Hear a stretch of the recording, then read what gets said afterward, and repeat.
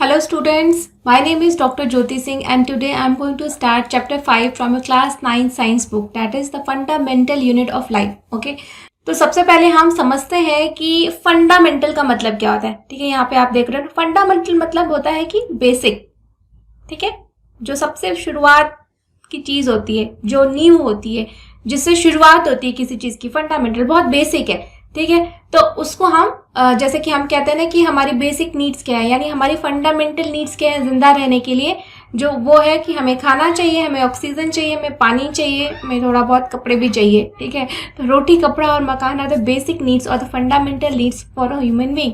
सो हमारी जो लाइफ है इसकी बेसिक यूनिट क्या है. ठीक है, जैसे कोई घर बनता है तो उसकी बेसिक यूनिट जो होती है ईंटें होती हैं, तो वैसे हमारी जो बॉडी बनी है, हमारी जो शरीर देख रहे हो ना आप, तो इसकी फंडामेंटल यूनिट क्या है, जो सबसे बेसिक यूनिट है. ठीक है, चैप्टर 4 में आपने पढ़ा कि मैटर की सबसे बेसिक यूनिट क्या होती है, एटम होती है. और उस एटम के भी आपने पढ़े कि उसके अंदर भी इलेक्ट्रॉन, प्रोटॉन, न्यूट्रॉन होते हैं. तो वो तो ठीक है, मैटर हो गया. लेकिन लिविंग ऑर्गेनिज्म की जो बेसिक यूनिट होती है, जो फंडामेंटल यूनिट होती है, जिससे मिल करके इतना बड़ा हमारा शरीर बन जाता है, वो क्या होती है. ठीक है, तो उसके बारे में हम इस चैप्टर में पढ़ेंगे कि फंडामेंटल यूनिट ऑफ लाइफ क्या है. ठीक है, सो while examining a thin slice of cork. Cork क्या होता है, जो पेड़ का छिलका होता है ना, जो बड़े बड़े पेड़ हो, जैसे नीम का पेड़ है या आम का पेड़ आप देख रहे हो, उसकी जो छाल होती है उसको हम कॉर्क कहते हैं. ठीक है, सो थिन स्लाइड, थिन मतलब पतली स्लाइड्स, क्योंकि जब माइक्रोस्कोप में आप देखते हो किसी भी चीज़ को तो वो बहुत ज़्यादा डेंस होगी, बहुत ज़्यादा अमाउंट में होगी,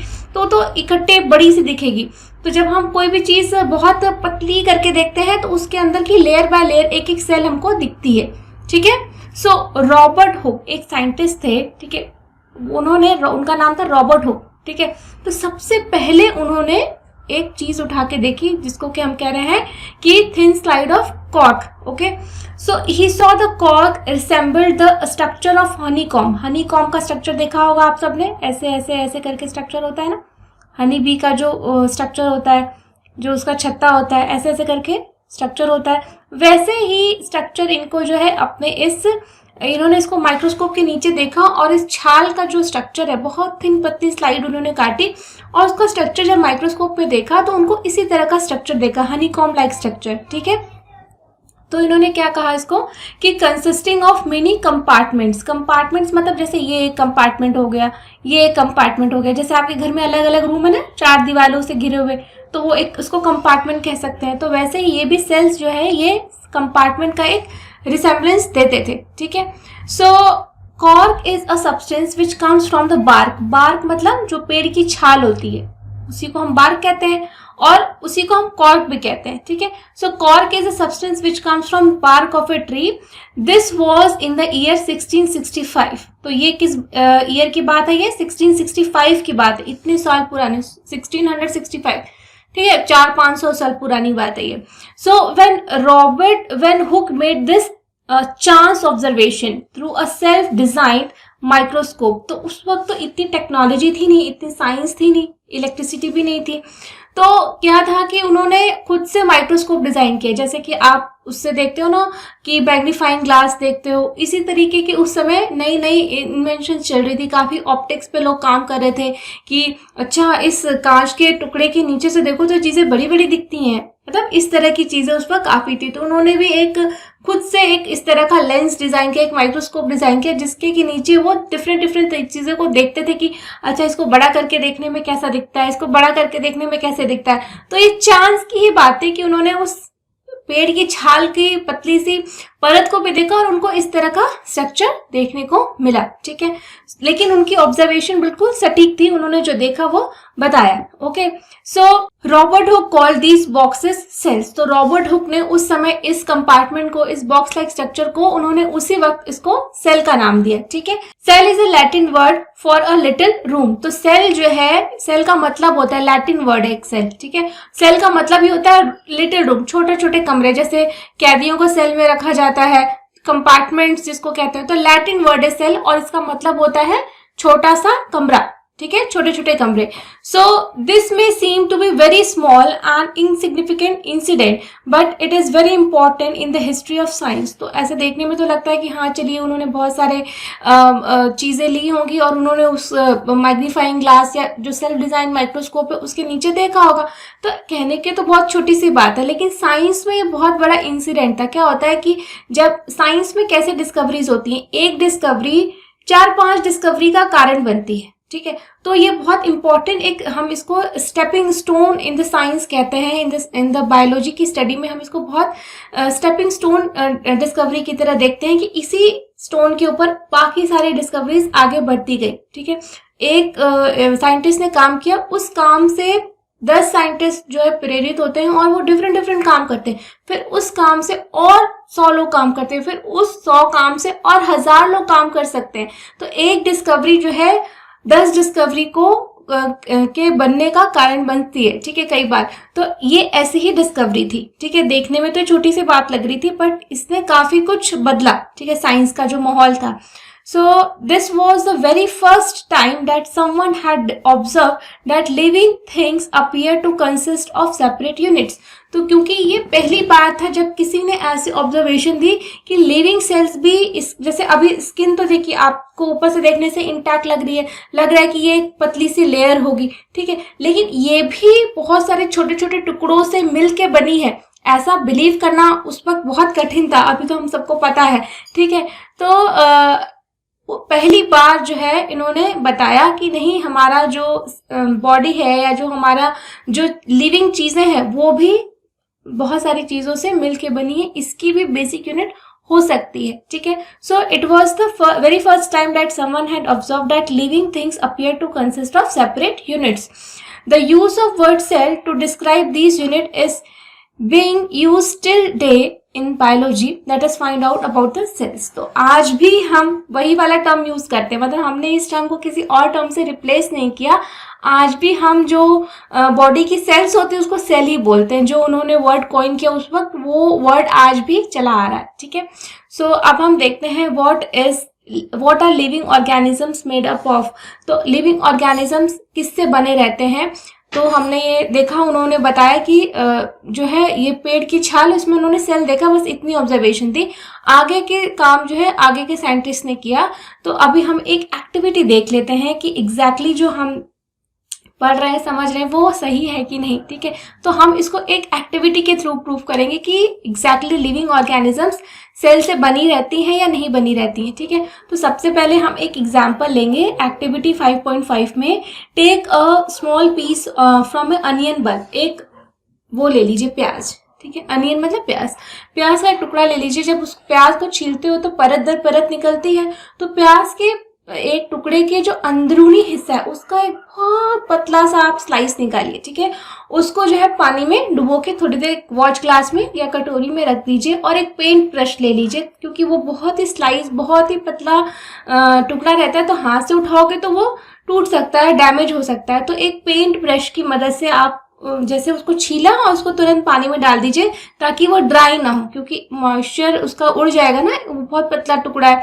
तो उसको पानी में डुबो दीजिए और एक आप जो है एक स्लाइड ले लीजिए, कांच की स्लाइड आती है, उसके ऊपर आप जो है उस जो आपने छीला है ब्रश की मदद से जो है अनियन पील को उस स्लाइड के ऊपर रखिए और सेफ्रोनिन नाम का एक स्टेन आता है, ठीक है, ऑरेंज कलर का रहता है, उस स्टेन से उसके ऊपर डाल दीजिए और जो आपका अनियन पील है उसके ऊपर डाल दीजिए और अनियन पील को का ये सेफ्रोनिन स्टेन जो एक्स्ट्रा है उसको रिमूव कर दीजिए और कवर स्लिप से उसको ढक दीजिए। कवर स्लिप भी पतली सी कांच की एक बहुत पतली सी कवर स्लिप्स होती हैं, ठीक है, उससे उसको ढक दीजिए। ढकने के बाद जब आप उसको माइक्रोस्कोप के नीचे देखेंगे तो आपको क्या मिलेगा, ठीक है, उसके नीचे इस तरह का माइक्रोस्कोप होगा आपकी लैब में। जब आप क्लास में जाइएगा, जब स्कूल खुलेंगे तब आप देखिएगा कि आपको इस तरह का एक माइक्रोस्कोप देखने को मिलेगा। इसको हम कहते हैं कंपाउंड माइक्रोस्कोप। यहाँ पे देख सकते हो आप। इससे क्या होता है कि इसमें डिफरेंट मैग्नीफाइंग पावर के लेंसेज लगे रहते हैं, ठीक है। किसी चीज को हम बड़ा करके देख सकते हैं, कोई 10x होता है, 40x होता है और 100x भी होता है, ठीक है, मतलब किसी भी चीज को हम 10 टाइम्स मैग्नीफाई कर सकते हैं, 40 टाइम्स मैग्नीफाई कर सकते हैं और 100 टाइम्स मैग्नीफाई कर सकते हैं। तो सोचिए कोई चीज बहुत छोटी होगी तो भी हमें वो बड़ी और साफ ढंग से हम देख सकते हैं, उसके इंटरनल स्ट्रक्चर्स को ऑब्जर्व कर सकते हैं। ठीक है, तो इसको हम कहते हैं कंपाउंड माइक्रोस्कोप। ठीक है, तो इसमें ये कंडेंसर होता है, यहाँ से लाइट आती है, लाइट जो है इस स्टेज के ऊपर जाती है। लाइट जो होता है, हम लाइट की मदद से ही हम देखते हैं, क्योंकि अल्टीमेटली लाइट नहीं रहेगी तो हमें कोई चीज कैसे दिखेगी, है ना।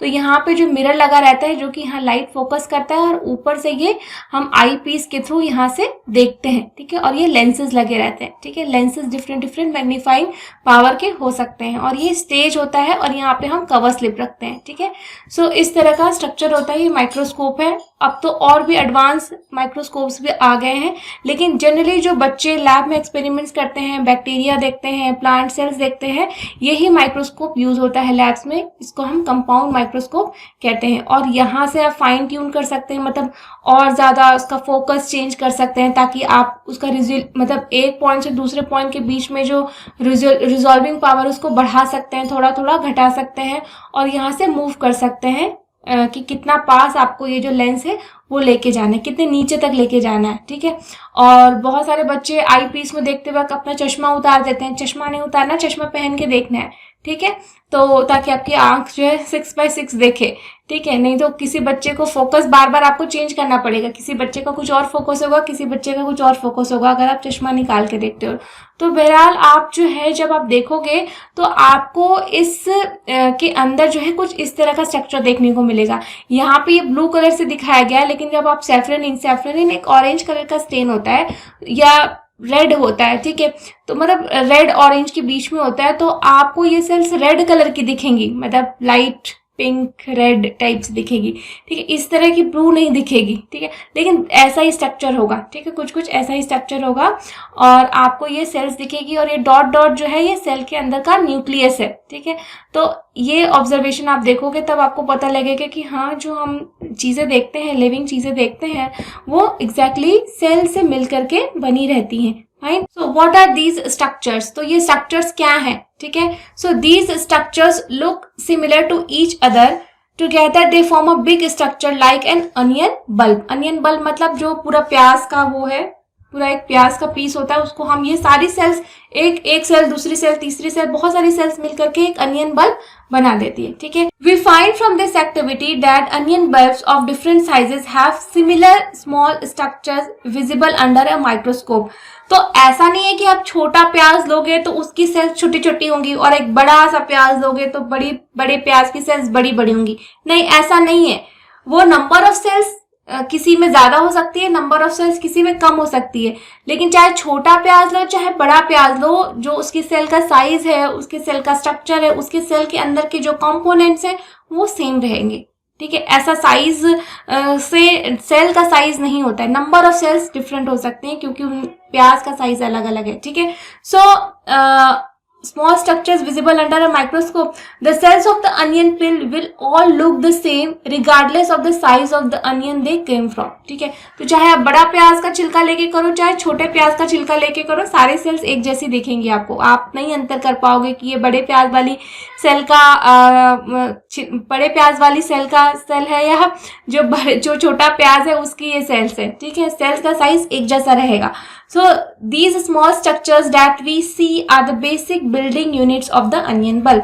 तो ये जो छोटे छोटे सेल्स हमने देखा यही बेसिक यूनिट्स हैं किसी भी अनियन के या किसी भी ऑर्गेनिज्म का या किसी भी चीज के जो सबसे बेसिक यूनिट होती है उसको हम सेल कहते हैं। ठीक है, so these structures are called cells, इन्हीं को हम सेल्स कहते हैं। Not only onions but all the organisms that we observe around are made up of cells. तो केवल अनियन ही नहीं, हमारे अगल बगल हम जितनी भी चीजें देखते हैं वो सब सेल की बनी रहती हैं। Fine, so however there are also single cells that live on their own.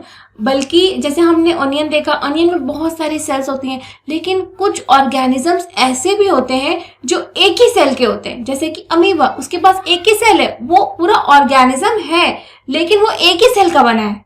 समझ रहे हो आप? तो ऐसे भी ऑर्गेनिजम्स हमें देखने को मिलेंगे जिसको कि हम आगे स्टडी भी करेंगे, ठीक है। तो कुछ हम एक इंफॉर्मेटिव जानकारी देख लेते हैं कि कैसे कैसे साइंस ने ग्रो की, कैसे कैसे हमने बोला ना कि एक डिस्कवरी दूसरी डिस्कवरी को लीड करती है। तो सेल्स में जो बेसिक काम है किन साइंटिस्ट ने किया उसके बारे में हम थोड़ा सा जान लेते हैं, ठीक है।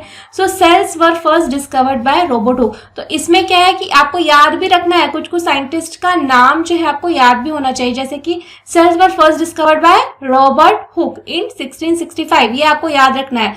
फर्स्ट सेल डिस्कवर्ड किसने किया था? रॉबर्ट हुक ने किया था 1665 में। He observe the cells in a cork slice पेड़ की छाल में देखा था with the help of a primitive मतलब बहुत बेसिक, बहुत पुराना, जो उन्होंने खुद से बनाया था। आज के समय में तो बहुत एडवांस आ गया है, ठीक है।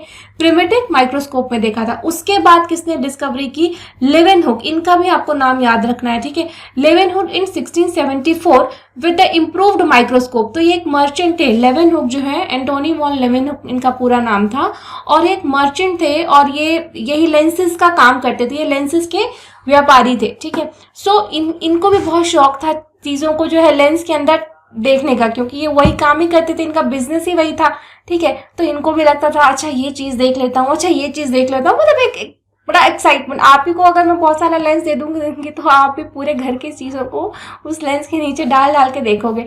तो इन्होंने स्पर्म सेल्स देखी, माउथ के जो दांत जब सड़ जाता है उसके अंदर जो कीड़े लगे रहते हैं उसको भी लेंस पे लगा के देखा। बहुत सारी चीज़ों को उन्होंने उसके अंदर करके देखा, ठीक है।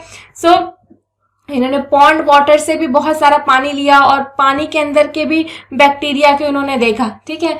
तो ये एक मर्चेंट थे, साइंटिस्ट तो नहीं थे, बट इनको ये सब बड़ा फैसिनेट करता था चीज़ों को देखना, ठीक है। तो इनका भी नाम काफ़ी रहा क्योंकि इन्होंने माइक्रोस्कोप को थोड़ा एडवांस किया। भाई शौक तो सबको होता है, लेकिन माइक्रोस्कोप भी तो होना चाहिए ना चीज़ों को देखने के लिए। अगर लेंस ही नहीं रहेगा तो चीज़ों को देखोगे कैसे, है ना। तो बहुत सारे बच्चे जो कहते हैं कि ma'am I hate physics, I just love biology, ये उनके लिए सबक है। अगर फिजिक्स नहीं होगा, टेक्नोलॉजी नहीं होगी, then how you will study biology? Because biology ऐसे खुली आंखों से सोचने से नहीं होती है, उसको प्रूफ भी करना होता है। And for proving the things we need instruments, we need technology, without that we are useless, we are helpless, ठीक है। तो ये माइक्रोस्कोप उन्होंने बनाया और इस तरह से देखते थे। So he discovered the free living cells in pond water for the first time, ठीक है। और उसके बाद जो दूसरा काम था उसने वो किसने किया? It was Robert brown. आप याद रखिए, बहुत इंपॉर्टेंट, बहुत इनका मतलब नाम है, ठीक है। रॉबर्ट ब्राउन याद रखिएगा, ठीक है। इन्होंने सेल के अंदर का न्यूक्लियस डिस्कवर किया, ठीक है। So it was Robert Brown in 1831। सोचिए कितना गैप है, 200 साल का गैप है। 1674 देन 1831, उसके बीच में कुछ नहीं हुआ ज्यादा, ठीक है। So it was Robert Brown in 1831 who discovered the nucleus in the cells, ठीक है।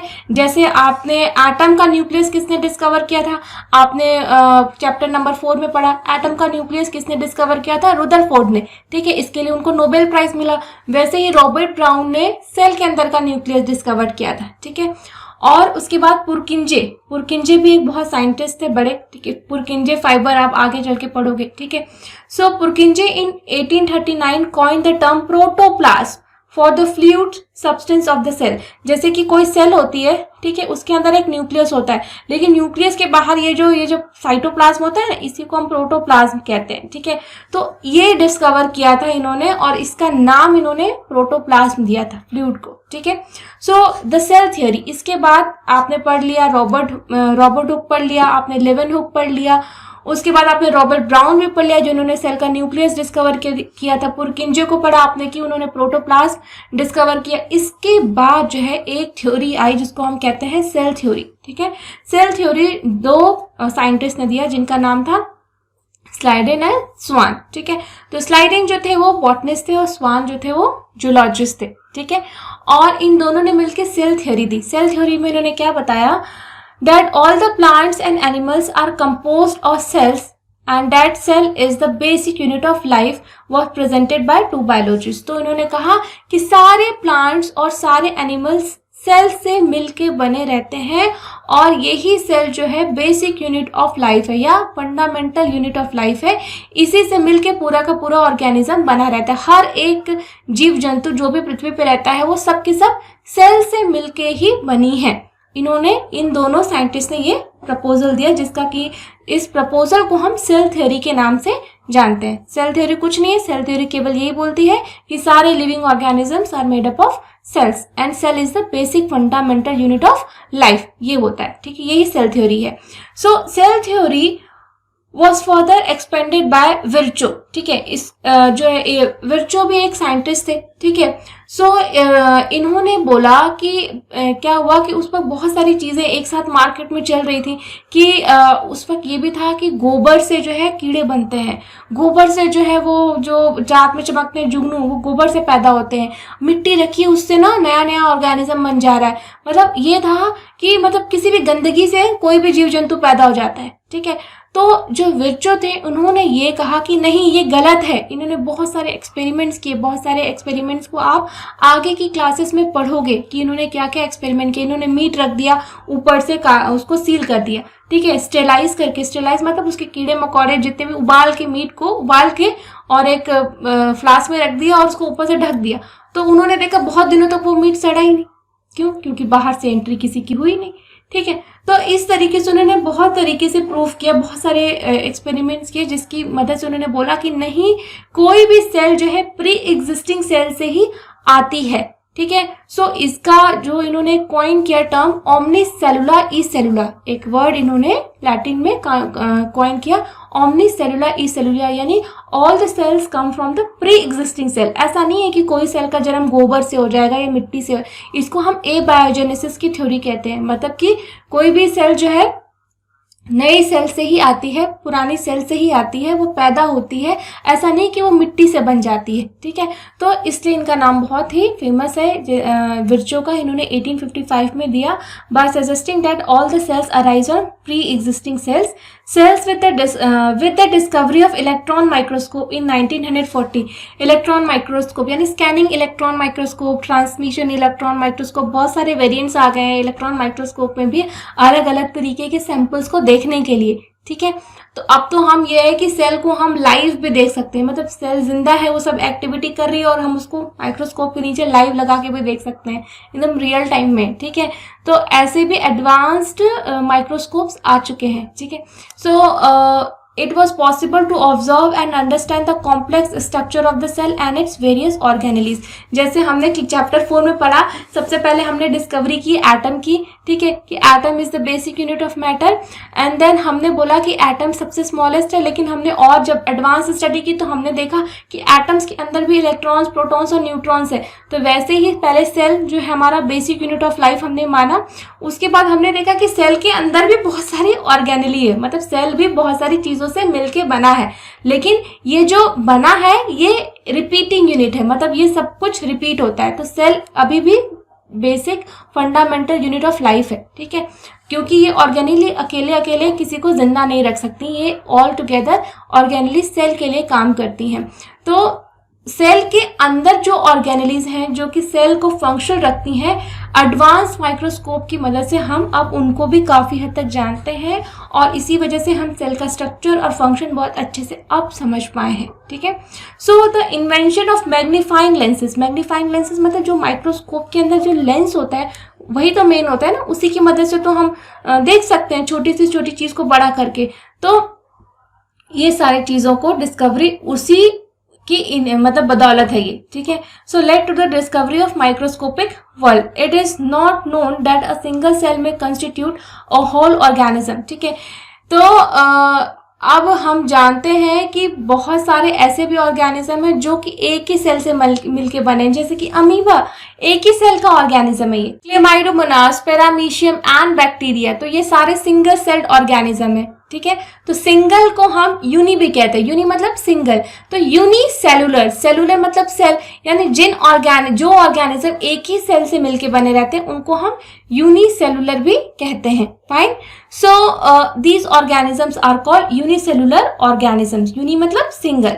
On the other hand, many cells group together in a single body and assume different functions in it to form a various body parts in multicellular organisms. Multi मतलब many, such as some fungi, plants and animals. तो जैसे हम animals हैं, plants हैं, fungus है, ये सारी multi cellular है, मतलब ये एक से ज्यादा सेल के मिलने से बने हैं, है ना। हमारी बॉडी में देखिए कितनी सारी सेल्स हैं, अलग अलग सेल्स, अलग अलग टिश्यूज बनाई हुई हैं, अलग अलग ऑर्गन्स बनाई हुई हैं, और उनका एक स्पेशलाइज्ड फंक्शन है as a organ, as a tissue, ठीक है। वैसे तो हर सेल का एक फंक्शन है, लेकिन जब वो ऑर्गेनाइज हो जाती है तो उनका एक अलग सा फंक्शन भी आता है, टिश्यू का फंक्शन या ऑर्गन का फंक्शन, ठीक है। तो इस तरीके से होता है, और हम अपने आप को मल्टी सेलुलर ऑर्गेनिज्म कहते हैं, ठीक है। So every multi cellular organism has come from a single cell. How? हर एक भले ही हम इस समय मल्टी सेलुलर है, लेकिन जब हम पैदा हुए, ठीक है, जो हमारा पैदा होने का जो तरीका है, हम एक ही सेल से मिलके बने, एक ही सेल बहुत बार डिवाइड होती गई और फिर हम मल्टी सेलुलर ऑर्गेनिज्म बन के पैदा हो गए।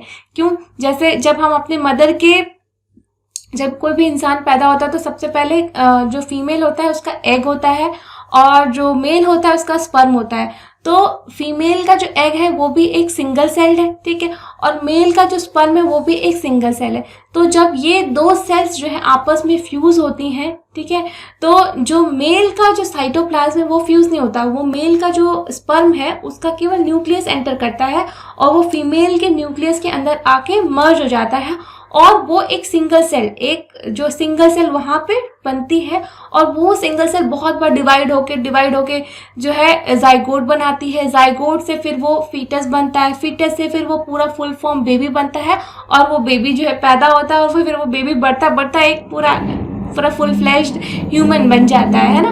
तो इस तरीके से, तो यानी हर मल्टी सेलुलर ऑर्गेनिज्म जब पैदा हुआ तब वो पहले एक सेल था, सिंगल सेल से ही हम सब आए हैं, ठीक है। So cells divide to produce cells of their own kind. तो जब सेल डिवाइड करती हैं तो अपनी ही जैसी नई सेल्स बनाती हैं, ठीक है।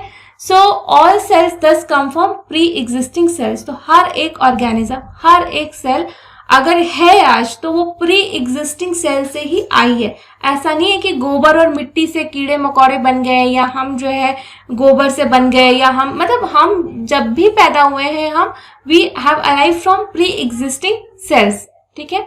तो ये कहने का मतलब है, ठीक है। ओमनी सेलुलर ई सेलुलर जो विर्चो का स्टेटमेंट था, ठीक है। अब हम एक एक्टिविटी करेंगे, activity 5.2। We can try preparing temporary mounts of leaf peels. Temporary mounts मतलब जो स्लाइड बनाते हैं ना, उसको हम माउंट भी कहते हैं, ठीक है। तो टेम्पोररी रहती है, वो परमानेंट स्लाइड नहीं होती, मतलब बनाया, देखा और आपने धो करके स्लाइड वापस रख दी, वो मतलब ऐसा नहीं है कि आप बहुत दिनों तक उसको यूज कर सकते हो। जो परमानेंट स्लाइड्स बनती हैं उसको हम बहुत बार बहुत दिनों तक देख सकते हैं, बट ये जो हम एक्सपेरिमेंट लैब्स में करते हैं ये हम वाटर के साथ ही मतलब एज ए मीडियम यूज करके बनाते हैं, उसको देखते हैं, स्टडी करते हैं, और उसको सैंपल को फिर फेंक देते हैं, डिस्कार्ड कर देते हैं, ठीक है। तो इसलिए इसका नाम टेम्पोररी माउंट होता है। So we can try preparing temporary mounts of leaf peel. Leaf peel मतलब जो पत्ती होती है उसको जब आप तोड़ोगे ऐसे करके तो उसके ऊपर भी थिन सी पतली सी परत निकलेगी, और उस परत को आप फिर से वैसे ही निकाल के ऐसे नोच के झटके से उसको पानी में डाल दो, पत्ती से ट्रांसपेरेंट परत निकलेगी। जब पत्ती को मोड़ के देखोगे ऐसे छीलोगे ऐसे, ठीक है।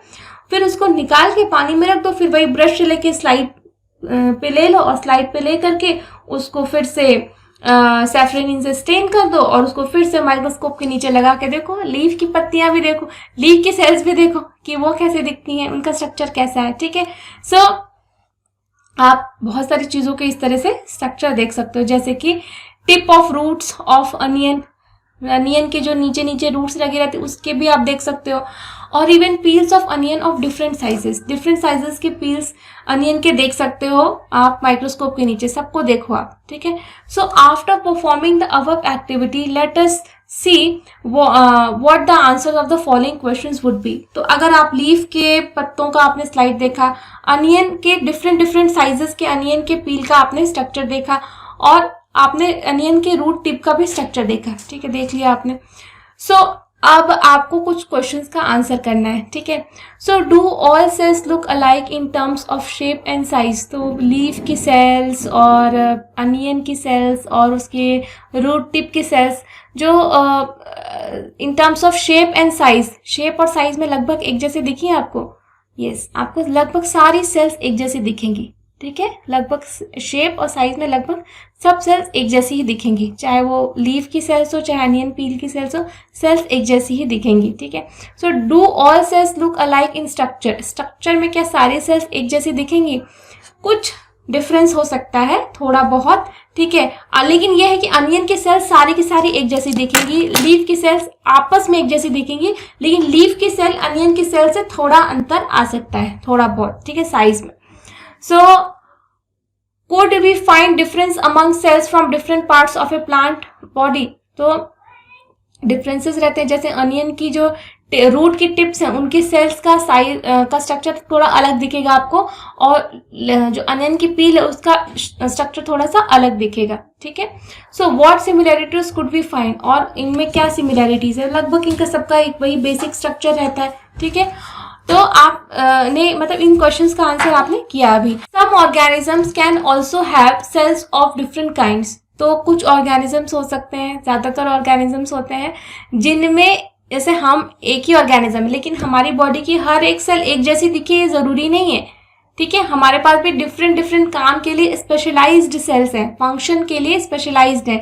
जैसे कि हमारी ब्रेन की सेल्स है, उसका काम है सारे बॉडी में सिग्नल भेजना, तो उसका एक स्पेशलाइज्ड फंक्शन है ब्रेन की सेल का, तो उसी फंक्शन के हिसाब से वो अपना शेप जो है अडेप्ट कर लेती है, अपना शेप जो है बना लेती है। ठीक है, स्किन की सेल्स है, उसका फंक्शन है बॉडी को प्रोटेक्ट करना, तो उसी के हिसाब से अपने सेल का स्ट्रक्चर वो बना लेती है। ठीक है, जो हमारी मसल सेल्स है उसका काम है हमारे को स्ट्रेंथ देना, तो उसी के हिसाब से अपने फंक्शन के हिसाब से अपना जो स्ट्रक्चर है वो अलग कर लेती है नॉर्मल सेल से। ठीक है, सो इसीलिए बॉडी की अलग अलग सेल्स का अलग अलग शेप और स्ट्रक्चर हो सकता है। जैसे कि अगर आप ह्यूमन बॉडी में देखो, ये स्मूथ मसल सेल्स है, जो हमारी बॉडी की मसल सेल्स होती है ना, उसका स्ट्रक्चर है वो इस तरह से लंबी लंबी होती है। ठीक है, ये रेड ब्लड सेल्स है, देखिए राउंड है, गोल है। ये हमारी नर्व सेल्स है, जो हमारे ब्रेन में सेल्स होती है ना, वो ये है, नर्व सेल्स है। ये फैट सेल्स है, हमारे बॉडी के अंदर जो भी फैट इकट्ठा होता है, ठीक है, जहां भी आपकी चर्बी जमी हुई है उसके अंदर जो सेल्स होती है उनका स्ट्रक्चर ये होता है। ठीक है, ये बोन सेल्स है, जो हमारी हड्डी है उसके अंदर का अगर कोई सेल निकाल के माइक्रोस्कोप के नीचे देखोगे तो इस तरह की दिखेगी आपको। ठीक है, स्पर्म उसका स्ट्रक्चर ये है। ओवम जो एग होता है, जो फर्स्ट सेल होता है फीमेल में एग होता है, ओवम, वो इस तरह का होता है। देखा, एक ही बॉडी है हमारी, उसमें भी डिफरेंट डिफरेंट टाइप की सेल्स पाई जाती है ना। ये डिफरेंट जो सेल्स का स्ट्रक्चर है ये इसलिए just because of their specialised function, जो सेल जैसा काम करेगी उसका स्ट्रक्चर उसी की तरीके से बन जाएगा, उसी के तरीके से अडेप्ट करेगा। लेकिन इसके अंदर जो कॉन्स्टिट्यूएंट होते हैं, मतलब इसके अंदर की जो चीज़ें होती हैं वो लगभग एक जैसी होती हैं। सबके पास एक न्यूक्लियस होता है, सबके पास माइटोकॉन्ड्रिया होता है, सबके पास एक प्लाज्मा मेम्ब्रेन होती है, सबके पास एक साइटोप्लाज्म होता है। कुछ कुछ एडेप्टेशंस इनमें भी होती है, जैसे कि रेड ब्लड सेल्स उसके पास न्यूक्लियस नहीं होती है। ठीक है, तो कुछ कुछ एडेप्टेशंस होती हैं depending upon their functions. Fine, तो the shape and size of cells are related to specific function they perform. जैसे मैंने कहा, जो शेप और साइज है सेल्स का, वो क्या फंक्शन, उनका क्या काम है, उसके हिसाब से तय होता है। ठीक है, some cells like amoeba having changing shapes, कुछ सेल्स जैसे अमीबा है वो एक ही ऑर्गेनिज्म में बेचारा, एक ही सेल से बना हुआ ऑर्गेनिज्म है, तो उसका शेप हमेशा चेंज करना पड़ता है उसको। क्यों? क्योंकि उसका हाथ भी वही सेल है, उसका पैर भी वही सेल है, उसका जो पेट भी वही सेल है, तो अपना डिफरेंट अपने आप को उसने फ्लेक्सिबल रखा है कि मेरा कोई फिक्स शेप नहीं है, मैं जब चाहे इधर खिसक के, खाना इधर पड़ा है तो इधर खिसक के ऐसा शेप ले लूं ताकि खाना मेरी बॉडी के अंदर आ जाए। हाथ तो है नहीं, एक ही सेल है उसका, मतलब ऑर्गेनिज्म ही वो एक सेल के बना है, तो हाथ कहाँ से आएगा? तो वो अपना शेप बदलता रहता है, चेंज करता रहता है। ठीक है, so in some cases the shape cell shape could be more or less fixed and peculiar for a particular type of cell.